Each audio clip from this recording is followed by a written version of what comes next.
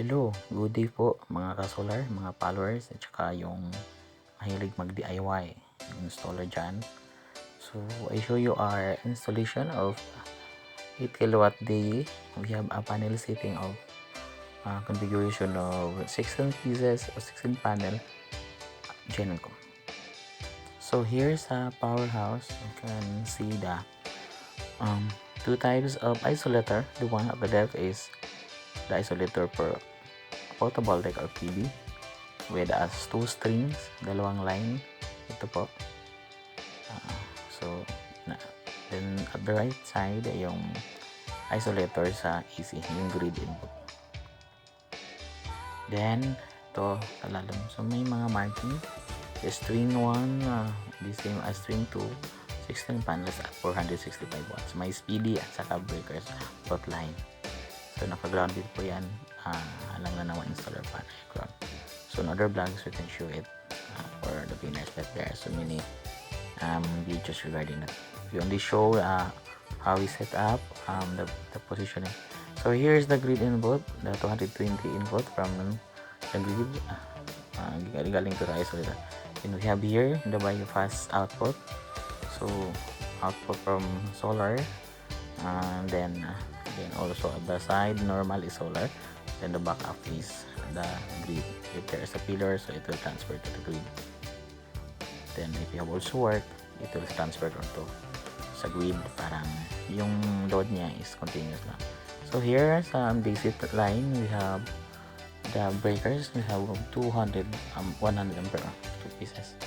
Then makita natin dito sa generation, the video is kasi raining, but we have harvested about 1000 watts, but all the load is just small, only 400 watts kasi hindi pinipandar yung iba. So yun lang. So balik sa taas, we have here the panels, medyo maaraw na, so galing yan sa rain yun. Makita natin ang mga witty pa yung panels, parang hindi nimpyuhan. So there's is a setting, pero hindi na natin ipakita kasi in other vlogs we have show the setting. So ito ang running condition ng 8 kilowatt day. So with this, bumalik na yung power sa AC na ayos na natin yung supply niya galing sa meter. So bumabalik na. Pwede na siyang mag-backup load if necessary kung medyo kulang yung solar. So here is on the right side, this one is the load output breaker. So dalawang breaker yan sa out, and load output monitor meter para makita yung ginagamit sa mga load niya and yung consumption niya dito sa full at saka yung sa kabilang building na sinusupplyan ng solar. So selected load lang to na equivalent not more than 8 kilowatt kasi 8 kilowatt lang yung hybrid on grid and day, but wala pa tong net metering. So maybe for processing pa, may ayos pa yung papers para ma-approve na yung net metering nito. So here it, so mountain area to, so makita natin medyo pagging, pero at least nag-generate pa siya ng ganun kalaki. So yan ang powerhouse niya. Nandoon sa loob yung mga breakers at inverter. Ito sinuplayan din yung yung clubhouse, yung bar. So this is Sansai Garden Resort. Then we take some photos dyan sa battery niya. So solar home at saka politer na Camex. So the inverter, here is it. Then inverter, and it's a D hybrid on grid. So picture of the breaker and isolator, and also the input meter. So linagyan natin ng input meter yung panel sa labas. Okay, dyan. So Sansai Garden, located at Alegria, Cebu, Barangay Lipanto, Alegria, Cebu Province. So ibinalik natin yung video. Yun lang, yun. The same as before, the two isolator, then how it is set up down. Yan yung tinuturo ko. That's a PB isolator. Then this one is the AC.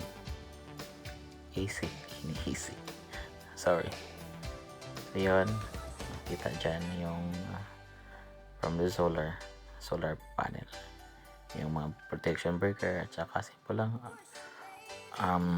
source protection. So naka-grounded yan in case. So yan ang mag-break. So again, dyan yung grid in meter, breaker from the meter. So yun yung ATS. Actually kailangan yun kasi you can bypass the power cut. I-off mo yung solar, so may power transfer direct to the grid.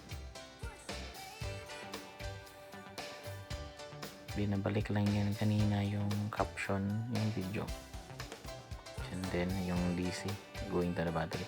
At saka yung sa itaas, ano yan, converter. Ginawa namin converter for 12 volts mga lamps. Yun, balik sa main panel, yung sa window.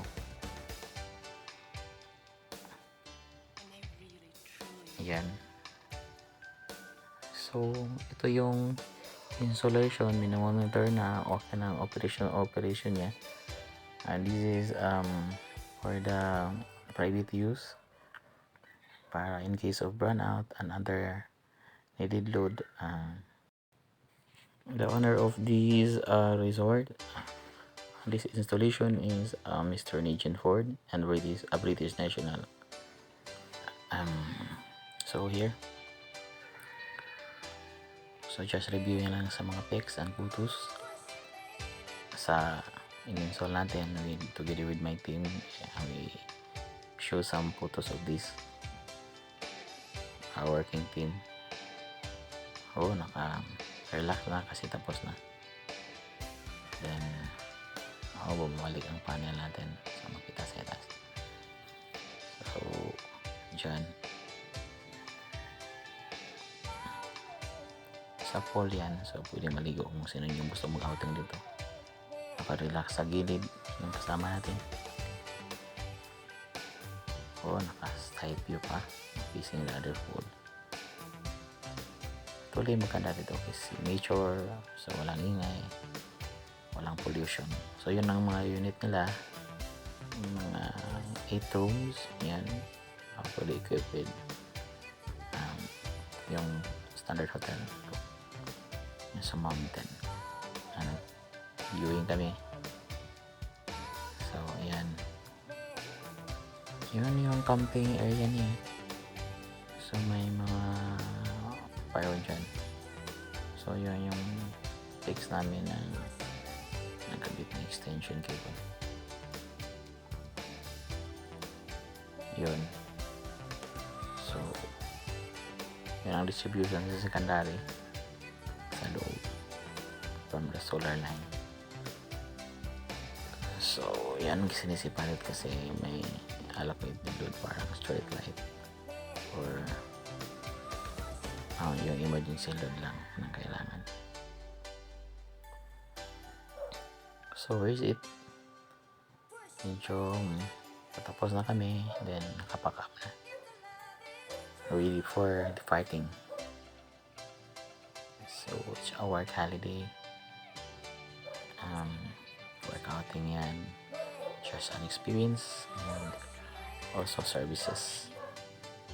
So yun, bye bye. Please subscribe my channel and click the notification bell for the next videos and vlogs.